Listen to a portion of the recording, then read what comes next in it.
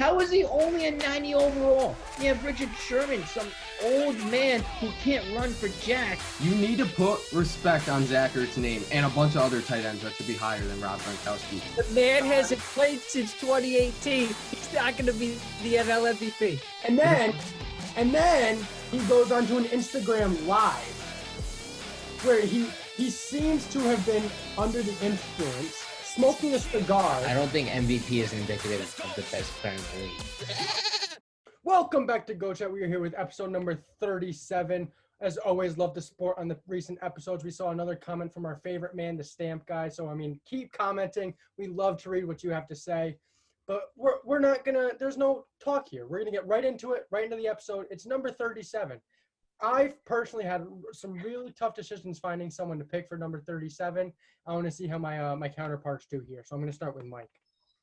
Yeah, there are not many athletes for the number 37. But I'm going to go with Lester Hayes. He was a defensive back for the Oakland Raiders and the Baltimore Ravens. This is primarily, he is a two-time Super Bowl champ, defensive player of the year in 1980, one-time All-Pro, and five-time Pro Bowler. His best season was in 1980 when he won Defensive Player of the Year with 13 interceptions in 1 year. I don't think any other athlete that wears the number 7 can even compare to that kind of season, so it has to be Lester Hayes. I'm going to throw it up to Tommy. I'm sure we're getting a baseball guy here. Of course, but like you said, this was a tough one. There weren't too many. I don't even know if there was a Hall of Famer that's ever wore 37, but we're going to go with a current guy, Steven Strasburg. He won the World Series MVP last year with the Washington Nationals. That's Matt's team. He had a great year, and he's had a great career as well. 112-59 career record, 3.19 career ERA, and he has a pretty good WAR. In his young career, 33.3. He's a 3-time All-Star, and he won a Silver Slugger as well. Now, he won't get any of those anymore because, the pitchers don't hit in the National League anymore. But he's a great player, and although he's not a Hall of Famer like some of the weeks, he's my go to 37. Matt. I have to agree with you, buddy. Steven Strasburg is amazing. He was a World Series MVP last year. Of course, I got to go with him. But, on a more personal, personal standpoint, I watched him a lot for Syracuse. They were Chiefs at the time. I might even have his baseball card. I should have checked before the episode. But, I just remember watching him. He was one of my favorites, including Bryce Harper and Trey Turner that I've seen at Syracuse. So I got to go with Steven Strasburg here. Yeah, I'm going to have to agree with you guys here. Like I said at the beginning, it was really hard to find a good 37. A lot of the good 37s in MLB and NFL in particular were incredibly old players who played back in 1910s, 1920s for the NFL 1960s. So Steven Strasburg, I think, was the pick here. They pretty much went over all the accolades. He's a good young pitcher. Hopefully he has a good, healthy rest of his career, and he finds a spot there in Cooperstown. This was definitely the hardest number. 100% by far. Sure. There was really not much. No offense to Strasburg, but I don't think he's going of the number worthy for any other number. Definitely, he's only a 3-time All-Star. I didn't know that until I looked into it. Only a 3-time All-Star, which is surprising, but yeah. We're definitely gonna be hitting some harder numbers coming up. Definitely getting into the 40s, 50s, and 60s. Maybe 70s and 80s will be a little easier, including 90s. 99 should be the easiest thing ever. I don't know if Tommy's going to go. Aaron Judge, that's right, Connor. All right. Well, that's something we have to talk about in episode 99. That's a while away, so we'll be heading into our next segment coming up next. Welcome back to Go Chat. We just finished the go at number 37, moving into the NFL, our second week of having the NFL. I'm just happy that they're playing, honestly. And there seems to be no problems happening except injuries. We saw a big injury bug, a big list of injuries, including a lot of them from MetLife Stadium, Jets 49ers game, and a lot of them 49ers. Maybe the Jets are cheating somehow and probably not working out for them. But, there's big name players. Nick Bosa, Saquon Barkley, Christian McCaffrey got hurt too. But I'll let you guys talk about it first before I give my thoughts. What do you think? Which injuries do you think hurt the most?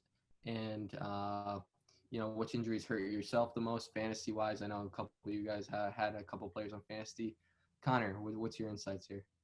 Well, so I guess I'll start with the 49ers injuries here and them all happening at MetLife. Now MetLife they switched their turf this season, and they have a new turf down on the field, and this was only the Jets' second time on the turf, and then obviously for the 49ers it was their first. And the Giants played on it last Monday without really any problems. But the 49ers complained that the turf was sticky, which meant like the cleats, like the spikes on the players' cleats were getting stuck in the ground when they were down like their 3-point stances or when they were trying to accelerate. So the NFL is looking into it, but it's tough to say right now what exactly happened there at MetLife, so I'm not going to go in any further than I feel like we need to. Obviously, it's tough for the 49ers to lose Nick Bosa and Solomon Thomas and Raheem Mostert and Tevin Coleman and Jimmy G potentially with a knee injury. So, I mean, that's an entire list of players there, and the 49ers were able to overcome it and get the win, and who knows if that's going to happen against these better teams because the Jets are not a good team. As far as my fantasy-wise, Saquon Barkley tore his ACL, done for the season. Cortland Sutton tore his ACL, done for the season. Guys, I scored 71 points in my fantasy league this week. 71. That's awful. Absolutely atrocious. I have an entire list of the names here of big players who went down. I just kind of want to throw them out there. So we had Christian McCaffrey, Nick Bosa, Saquon Barkley, Jimmy Garoppolo, Raheem Mostert, Solomon Thomas, Cortland Sutton, Tavon Young of the Ravens, Malik Hooker of the Colts, Drew Lock of the Broncos, who is now being replaced. Blake Bortles was signed there to Denver. Rashad Perriman of the Jets, and then David Montgomery of the Bears also went down with an injury. That's an entire list of players. So, I mean, really, what else is there to analyze other than the fact that this is due to no preseason, no OTAs, and all of that stuff? There was not enough wear and tear put on these guys' bodies before the start of the regular season, where now they're getting hit by other players, and the other players don't care how hard they're hitting them, where players are getting hurt. That's right, Connor. And, you can't expect injuries, right? So, right, Mike agrees with that. But, no, I don't want to joke about this. Obviously, it's tough to see all those players go down. And I, too, had Saquon Barkley in one of my leagues and Cortland Sutton in the other. So that was a pretty tough week for me fantasy-wise as well. Really disappointing to see, but yeah, they'll have to get to the bottom of it. I agree with you guys. It's just a tough week for all the NFL players as a whole. Connor, obviously, I agree with you that the lack of OTAs and preseason and a shortened training camp, it was kind of hard to fully prepare for an NFL season, especially for a lot of these, contact heavy positions like running back and defensive line. And, it's a big loss for some of these teams like the 49ers, just a rash of injuries for them. The Giants with Saquon Barkley and the Colts with Malik Hooker, who is a young, promising safety for them. So, yeah, it's just a tough week for the league as a whole, and we'll see how these injuries impact these teams. I think the 49ers are going to struggle. Yeah. I didn't have 49ers in the playoffs anyway. So, maybe I'm going to be right here. But what list do you think is longer? The 49ers list or the Yankees list? Like the Yankees injury list back when they had a lot of injuries. I think we could see a similarity in the effect. I mean, the Yankees had some big-name players on their list, similar to how the 49ers do right now. And the Yankees struggled. They lost 16 out of 20 games. I mean, obviously, the NFL isn't playing 20 games in a season unless they're making it to the Super Bowl. But they're going to struggle. They're in the NFC West. They're in a very tough division, maybe one of the most competitive divisions in the NFL. They're going to struggle. They're going to have to go, and they're going to have to face the Seattle defense twice, the Seattle offense twice without your two-star defensive linemen. It's going to be tough. I don't see them making the playoffs based on their injuries. Excuse me. I mean, even George Kittle was out too. He got injured week 1, but I think he's coming back. But he was still out for the Jets. He is. He's back week 3. But I mean, the lack of George Kittle really didn't hurt them all that much because we saw a name who we hadn't seen in a long time, who's been injury prone, and Jordan Reed came up big. He had 2 touchdowns. Yeah, I think defensively they're going to struggle, especially trying to stop Seattle. I think Seattle's finally, letting Russ cook a little. They're still running the ball a lot, but they're letting Russ throw the ball more, which is more beneficial for the offense. As Russell Wilson is one of the 2 best players in the NFL, right? So, I think they're going to struggle against Seattle. If Jimmy G's out for multiple weeks, it's going to be tough, really tough for them to make the playoffs, especially with the Cardinals surging, the Rams surging. I mean, there are some good teams in the NFC right now that are surpassing the 49ers. Yeah. I mean, Devonta Freeman, could he get signed to the – I heard that there's rumors that he would get signed to the Giants. I think it's a very good possibility. He's also a very good running back, as we've seen before. I mean, I think – oh, I'm sorry. I don't mean to cut you off there, Mike. No, I was just going to say, I'm pretty sure he's getting signed. I think the reports are confirmed. And they have Dion Lewis back there who really didn't do much in, replacing Saquon Barkley. So maybe Devonta Freeman will do something else. That O-line is just so bad. You saw Saquon Barkley the first game against the Steelers.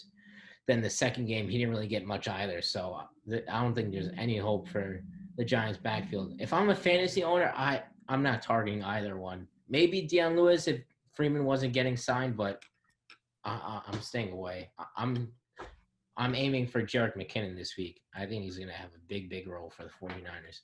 Okay, well, I'm going to disagree with Mike here for just a second. Dion Lewis he played a substantial role in the Giants after Saquon Barkley went down. I mean, he only had 20 yards on the ground, but he scored a touchdown and he caught 4 passes for 36 yards. That's what Dion Lewis is going to do, and I think that's what the Giants are going to expect out of Dion Lewis if they do go out and sign Devonta Freeman. Devonta Freeman's going to be their first down, second down back, and then Dion Lewis is going to come in those passing situations. So I think we could see the Giants move into a 2 running back field rather than having Saquon Barkley dominate most of the downs. But I would not say that Dion Lewis didn't produce because, I mean, based on his numbers, I would say he did. I mean, he averaged 2 yards a carry. I don't know how you're saying that's productive. I mean, yeah, he caught 4 balls, but he didn't do much. The O-line is horrible. It's going to be tough for either of them to do anything. When I think of productive, I'm not thinking of them breaking off these long runs, but rather doing something to change the game. And he got in the end zone, and he caught the ball, and they moved down. He was a part of the reason why they had a chance to win at the end of the game. That final drive. He was a big part of that. I mean, I understand, but, I just didn't think he was productive. I don't think he looked anything like Saquon Barkley. I think he's obviously a downgrade. Of course he's not like Saquon Barkley. We can't compare him to Saquon Barkley. I understand, but Saquon Barkley could barely do anything behind the offensive line. How are you going to expect Dion Lewis to do at least somewhat, right? If you're a fantasy owner right now, would you feel comfortable starting Dion Lewis in your flex next week? I wouldn't. No. I mean, I don't think that was the question, was it? That wasn't the question, but if we're going to compare this to fantasy, Dion Lewis in 2 quarters put up 15.8 points in my league. So, I mean, I would take that from a flex position. I don't think he'll be as productive, especially with the introduction of Devonta Freeman. But right. That's not at all what my point was.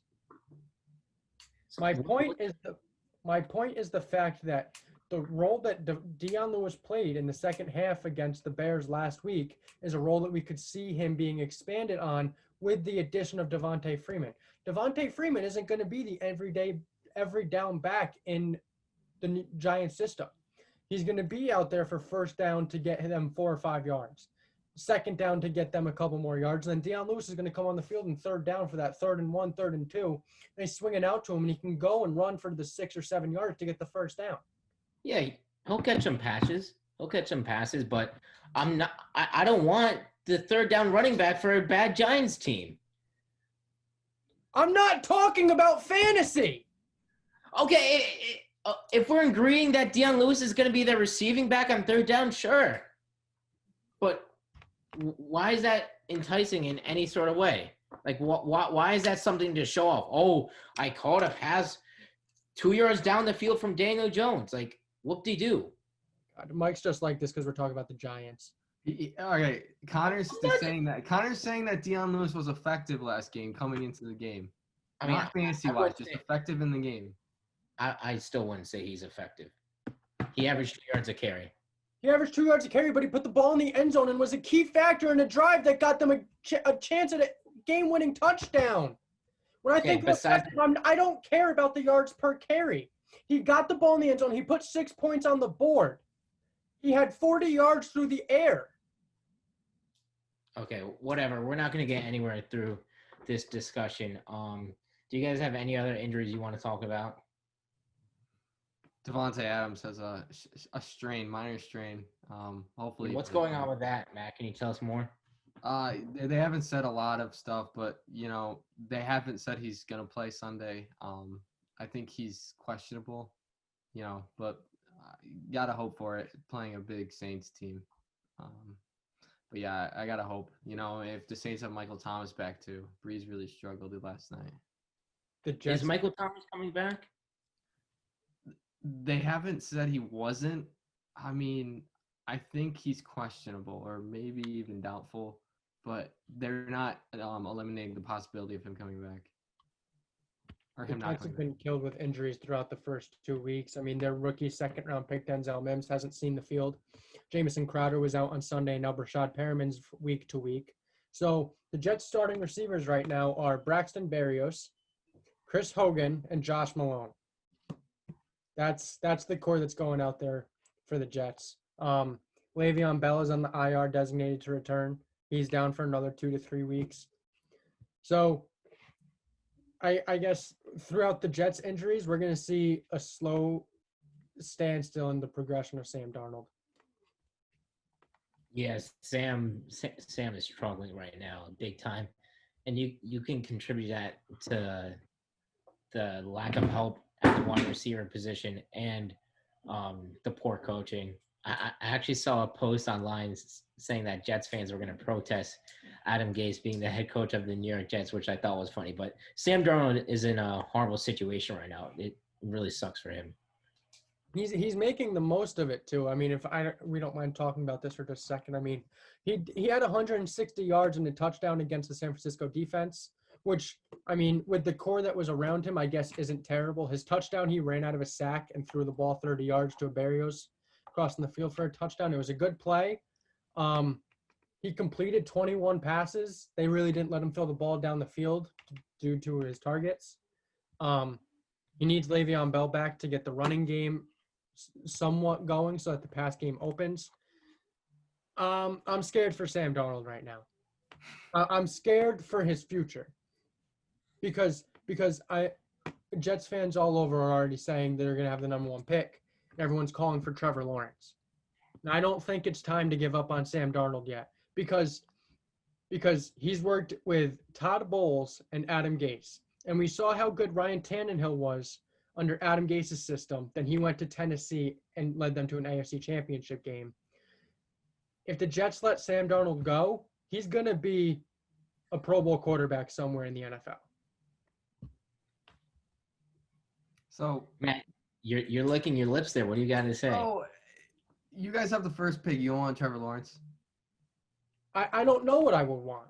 Right now, I don't think I would say Trevor Lawrence. I would say let's go out and get Jamar Chase for a top-of-the-line target for Sam Darnold. A wide receiver at the first pick? I would probably trade down at that point. Yeah, I was going to say, if I'm the Jets, I'm trading down to like the 4th pick, and I'm getting multiple first-round picks. But some team is going to want Trevor Lawrence. Someone, I mean, I don't blame them if they want. Yeah, it's going to be like a golf trade or like Wentz trade type situation.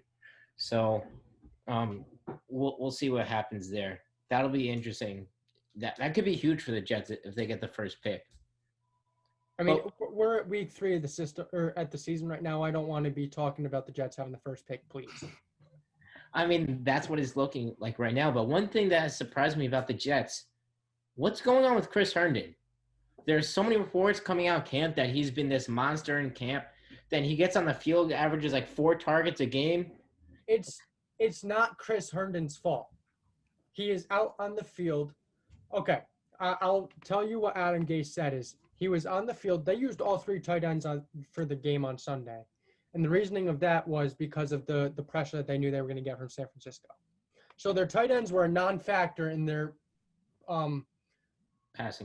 Passing game at all on Sunday against the Niners. And that was the strategy going into it, which is just downright stupid when you have a young emerging tight end in Chris Herndon and you just re-signed Ryan Griffin to an extension and he hasn't been targeted through 2 weeks.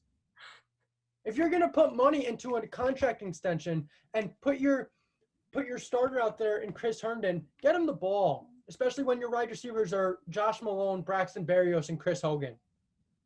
I think the Jets are making a huge mistake not making Chris Herndon their focal point in the passing game. I think he's really talented, and they're just wasting Chris Herndon's talent like they're wasting Sam Darnold's talent right now.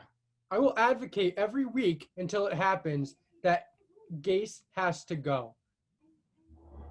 He has to. I don't care if it's only he's a season and 2 weeks in. You've seen the progression of Sam Darnold just go down. He looked awful in week 1 against Buffalo, and he really didn't look great week 2 against San Francisco. Week 3, they go up against the Colts, who I may have a tainted secondary now with Malik Hooker being out, but who knows what they're going to do. Adam Gase is going to call a run to Frank Gore on first down and then 2 wide receiver screens, and they're going to punt on 4th down every single time. So until Adam Gase is gone, this offense is going to suck. Oh, I mean, we've talked about the Jets team on the bottom, but we've seen 2 weeks. It's not a lot of the season, of course. It's 1/8. Yeah, I did my math right. Pretty much. I know, thank you. Do we have any teams on the top of the power rankings to look out for the next couple of weeks and maybe even Baltimore Ravens? They are so good. I honestly think I might have to change my Super Bowl pick to them. They are looking fantastic right now. They're looking heads above everyone else. The Chiefs struggled a little bit against the Chargers. But I think the Ravens are a really good team. I think they're going to win Monday night against the Chiefs. I have a couple emerging teams. The Arizona Cardinals and the Las Vegas Raiders. I think both those teams are legit. Kyler Murray doesn't get touched, whether it's him running out of bounds, sliding, or putting the ball in the end zone. He doesn't get touched on the field. And you give him a target in DeAndre Hopkins, that offense has everything it needs. And then you have Kenyon Drake in the backfield. That is a great team right there, and I think the sky is the limit for that team. And I think we saw last night on Monday Night Football that the Vegas Raiders are here to play. One thing, did you see that play from Kyler Murray on the goal line stand against Washington? It was like, whoop, whoop, like right next to that. That's like running back quickness right there. You don't see that out of quarterbacks unless you're talking about Lamar Jackson, Mike Vick. So I think you could definitely put Kyler Murray in that category. And with the Raiders, I think let's slow down a little bit. They only beat the Panthers by like 4 in week 1. I understand that they upset the Saints, but the Saints didn't have Michael Thomas. And maybe it was just an off game for them. I'd say, let's pump the brakes before, I really like the Raiders, but I wouldn't consider them on high as a level as the Cardinals or even the Rams. Tommy, do you have any teams to look out for on the top? I don't know if I have one to look out for. I was going to say the Raiders, but I think that the Seahawks were very fortunate to get that win against the Patriots the other night. They were able to stop them there at the end. And I was nervous because we all picked the Seahawks, and that would have meant I was 1-3 in the pick'em. So I needed the Seahawks to win. They stopped them there right at the end. But I was impressed by the Patriots. I didn't think it would be as close of a game as they made it. Cam Newton played there. He played well there towards the end. So, the Raiders, that was a big win for them, like you said, to beat the Saints, their first home game in that new stadium. I think you all made good points, but yeah, I was impressed by the Seahawks. If Tommy is not going to mention his own team, then I will. The Pittsburgh Steelers are a very good team this year. I Yeah. call them winning the AFC North, and I still stand by it. I really think they can. Oh, that's going to be a very good game, I will have to say. But going off the Seahawks, 3rd-and-1, they throw the ball down. Oh, my God. That's just. That was a horrible play call. Horrible play call. I feel like Russell Wilson, if he was with a different coach, I really feel like he would. He's already a great quarterback, but I feel like he'd be an even better quarterback with a different coach. Well, because Pete Carroll's a defensive-minded coach. I mean, I don't think we want to get a mistaken that, like, Pete Carroll isn't a good coach. Maybe a new offensive coordinator to, shift the focus to be more of a passing team. But I agree. I think they still haven't unlocked Russell Wilson's full potential. I think he has like 11 incompletions on the season, like 7 or 8 touchdowns. It's absolutely ridiculous the kind of numbers he's putting up right now, and in the limited chances that he's getting to throw the ball. Yeah, I mean, and I've got to finish off by saying that the Green Bay Packers are looking absolutely amazing. They have the most yards and the most points for a team so far in the week 2. I'm pretty sure they scored 43 first week, 42 second weekend. First week, Devonta Adams was looking absolutely amazing. Second week, Aaron Jones was looking absolutely amazing. So I feel like, that both of them, if they both are playing as to their full potential, we saw Adams, get hurt, hamstring injury, like I've said before.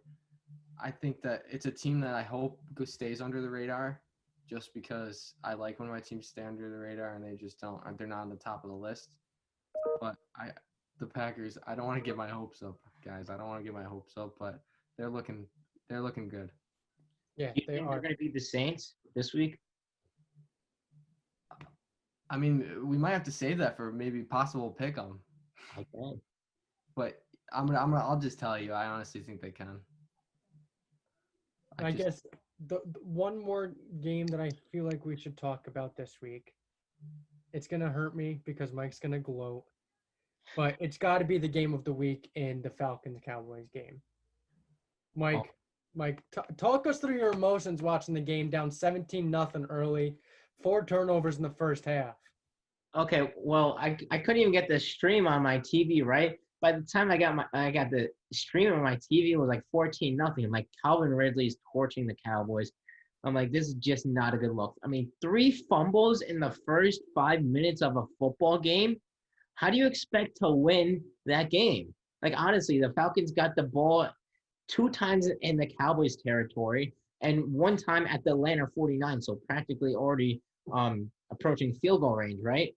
So when they go down 20-0, like, Jesus, like what's going on? Are we really going to go down 0-2 for the season? Then we have to face Seattle next week, so that's basically a guaranteed 0-3. Then they slowly start coming back, right? They're down by 19.5. I'm like, I have a weird feeling they could come back. They start coming back. They start limiting them to field goals. They could barely even stop them, but at least they stopped them when it counted most. And then they get closer and closer. And by the time it was like 39-30, I'm like, even if they score here, they got to get the onside kick, which is nearly impossible now. So I go downstairs. My girlfriend was over, so me and her were eating downstairs before she had to leave. And then all of a sudden, I hear my brother screaming, "Yes, yes, yes!" And I'm like, I was like shaking with like my fork and knife. I just ran upstairs and I was watching the game. I was like, "Yeah!" Because they recovered the onside kick. And I'm like, I swear to God, if they get in field goal range and Greg misses the kick, I'm going to blow my brains out. So Dak makes a nice dump off pass to CeeDee Lamb, takes it 24 yards down the field. I love CeeDee Lamb. I just want to leave it at that. CeeDee Lamb is absolutely amazing. Then Greg, I thought it was going like wide 50 feet, but all of a sudden it curves right down the middle, goes right down the middle. You can hear me and my brother screaming all throughout our neighborhood. We should have kept our windows closed, but my uncle thought like one of us killed like one of our family members by the way that we were screaming. But absolutely probably the craziest game I've ever seen. We were lucky to get out of that game alive with the win. I'll leave it at that. The offense looked great. Dak, awesome. Defense, improvement, but very lucky win. But a win's a win, I guess. So Yeah, I mean, you look at when the Packers 12 or whatever, I can't remember what was 13-3. 13-3. They were just technical wins, right, Mike? They were just technical wins. So, The maybe Cowboys shouldn't be 1-1 right now. I'll tell you that right now. They should 100% be 0-2. The Falcons just blew it, absolutely blew it. But I think that kind of wraps up this segment. Does anyone else have any other comments? All right, let's move into our next one. Welcome back to Go Chat. We got the Go picks. The leaderboard is up right now. Connor is still in the lead, but Mike is very close to him. Tommy is very close to Mike. 3 games. I wouldn't say That's 2. that's literally 1 week. That could change in Yeah. 1 week. So that's very close in my opinion. And then I'm pretty much just the last. I'm like that one kid that just has no idea where he's going. He can't follow the line. But I'm doing fine. yeah, I mean, Tommy, you might as well give us our baseball game.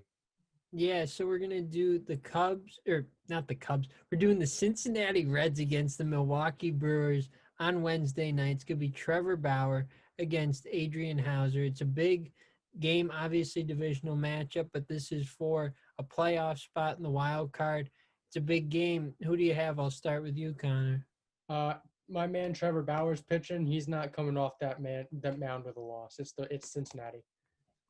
It's a good pick. Who do you have, Mike? I agree with Connor. Trevor Bauer is going to come out and just absolutely destroy the Brewers. Yeah, I'm going to agree. I'm going to pick the Reds as well. Like you said, Trevor Bauer, he's been great the whole year. He's got a 1.80 ERA, 88 strikeouts. He's been outstanding, so I got to go with him. Who do you have, Matt? Oh, God. I'm just going to go with the Reds. I feel like if I knew a little more about our baseball in general, I could go off. But I told you guys, I got to go with safe ones to go off, in my opinion, my safe ones.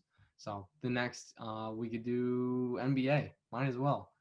We talked about the Heat and the Celtics a little too much on this show. We got game 4, right? Game 4, yep. Heat got 2-1. Big game for the Celtics. Connor, who do you got? Heat take 3-1 lead. I will never go against this team. Well, that's good to know. We don't even have to talk to you next time if we have this game. Mike? I'm going with the Celtics. I think they'll even up the series. They showed a lot of promise with the return of Gordon Hayward. Tommy? I've been going with the Heat, but I'm going to go with the Celtics. I agree with Mike. I think they're going to even up the series. I do think that the Heat are ultimately going to win, but I have the Celtics in this one.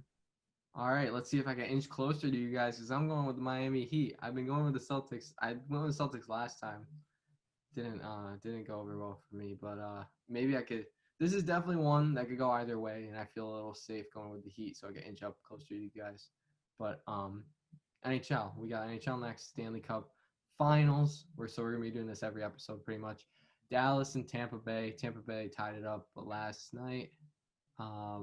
It's 1-1. Connor, who do you have? This was a tough one. I picked Dallas game 1, and that was correct. The only one that picked that. Then the Lightning won game 2. They were up 3-0, and then Dallas came back with two late goals. I think Dallas may have some momentum, even though the loss.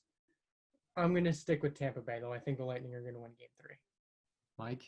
I'm going with Tampa Bay too. I wish Connor picked the Stars so I could get it a little closer. Tommy? I've gone with Tampa Bay this whole time, but I am going to go with the Stars in this one. I think that they're going to take the lead, and they're going to make it 2-1. All right, let's go Stars. I want to edge closer to you guys even more. This is a really make or break episode for me.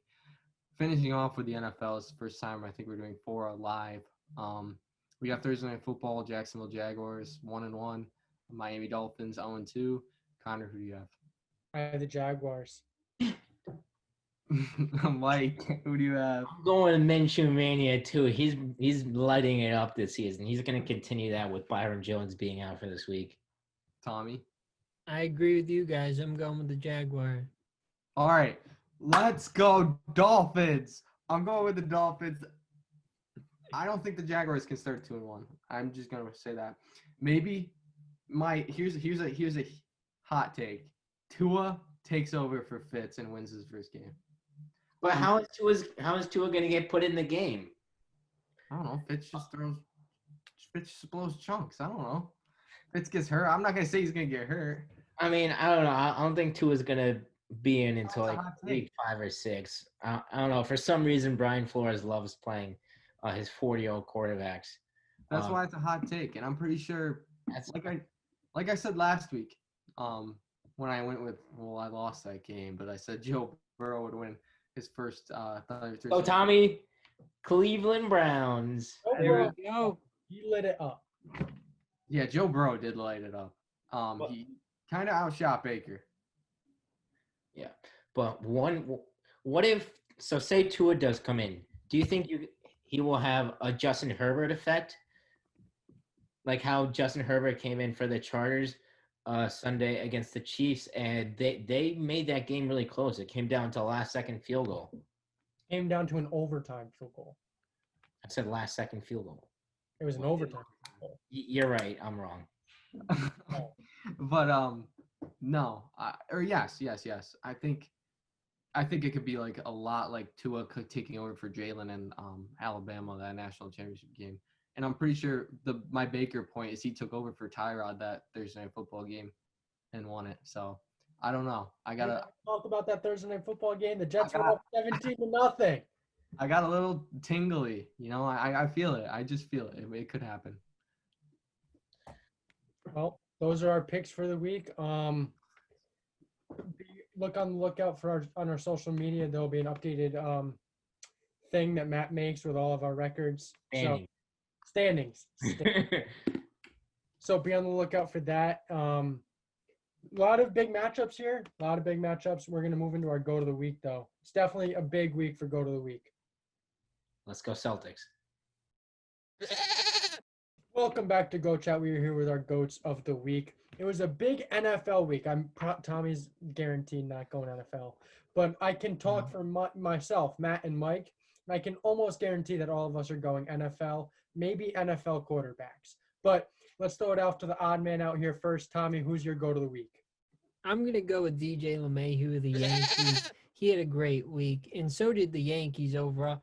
Why for the thumbs down, Matt Cain? DJ's the man. He should be considered more for the MVP, but that's a different conversation. He hit 423 last week. He had 4 home runs, 10 RBIs, and he scored 9 runs for the Yankees. He was great. He helped them go on a little bit. Well, not a little bit. It was a 10-game win streak. They were great, and it got them back into the playoff picture more. They were, we all know they were in it before, but they were falling out of it, so it kind of solidified that, and he was right in the middle of it. So I got to go with DJ LeMahieu. Before I throw it down to Mike and Matt, I did forget to say that the leaderboard is now up and that I did win last week with Ron Rivera. It came down, me and Mike we were tied, and then I got one last-minute vote or something along those lines. And I was able to pull it out. Ron Rivera, keep fighting. Thank you for the go-to-the-week win. Mike, I'll throw it to you. Rain Dakota Prescott. This guy was one of the only reasons the Cowboys even had a shot in that game. They go down 20-0. Dak fumbles in the first quarter. Zeke has 2 fumbles and loses one of them. I think Pollard also Dalton Schultz lost a fumble. That was a 3rd fumble. He goes to the sidelines. He rallies his troops. He's like, hey, let's just do our thing, and we'll be back in this game.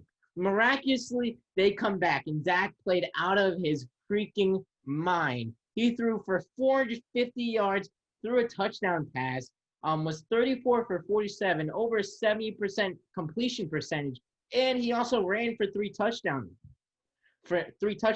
He's the only quarterback in history to throw for 450 passing yards and have 3 touchdowns in the same game.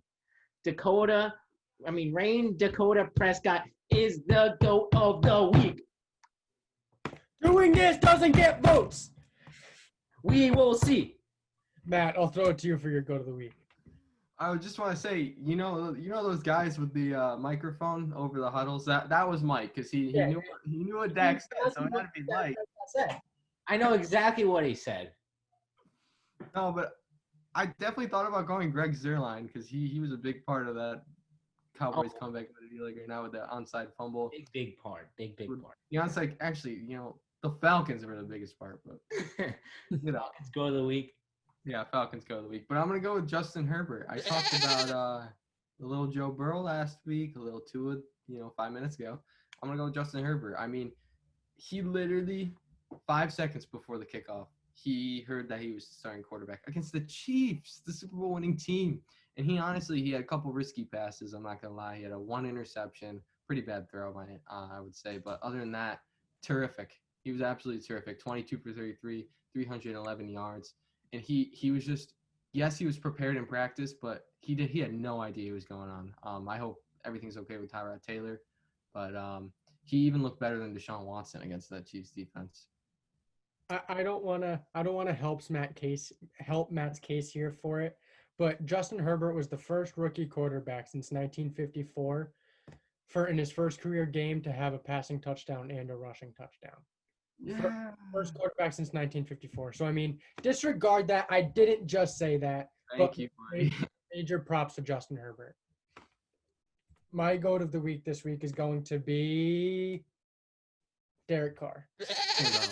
Oh, shit. Got it. No, Derek Carr. Inaugural game there at Allegiant Stadium out in Vegas, going up against the New Orleans Saints.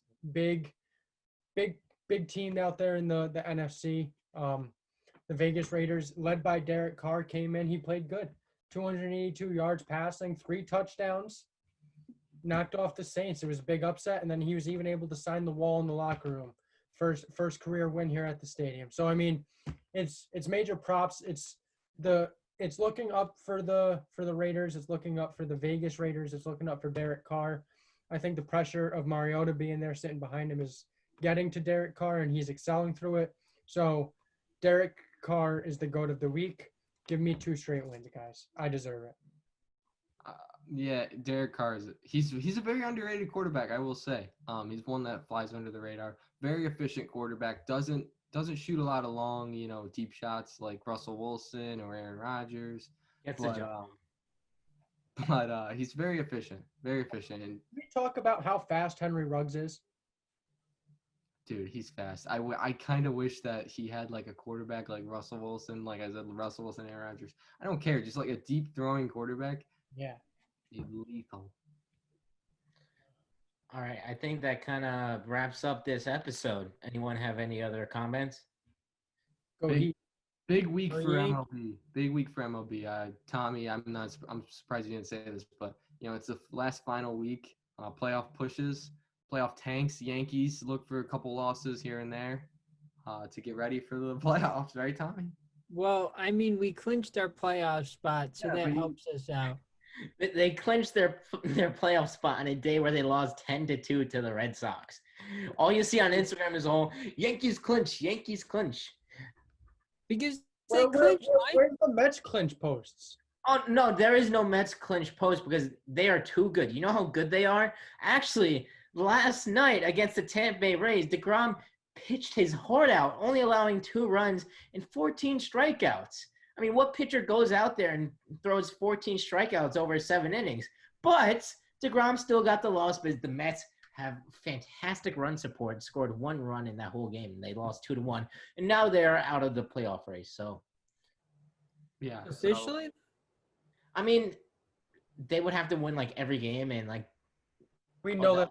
other teams there's pretty much no chance. You never know. You got to stay positive, Mike. Yeah, you never know because, the Reds could be, like, surrounding an onside kick and Mets just swoop in and pick it up. I don't think that's going to happen ever again, to be honest. I think people are going to look at that and just be like, we can't do this. But MLB episode next week after the playoffs. Yeah, we just keep grinding. Got a couple good episodes coming up. Yeah, anything else? I'm going to stay atop the leaderboard for pick'ems. Oh, yeah. Like, subscribe, follow Comment. our personal accounts, DM us if you think that we said something very out of the ordinary. But yeah, other than that, we will see you guys on Saturday. Timestamp guy, if you made it this far, I want to see an original comment down there in the section. Timestamp guy, I want you to comment donuts if you saw this. And that way we'll know if you're very, very a true timestamp man. Comment donuts. All right, guys. We'll see you guys on Saturday. You guys have a good week.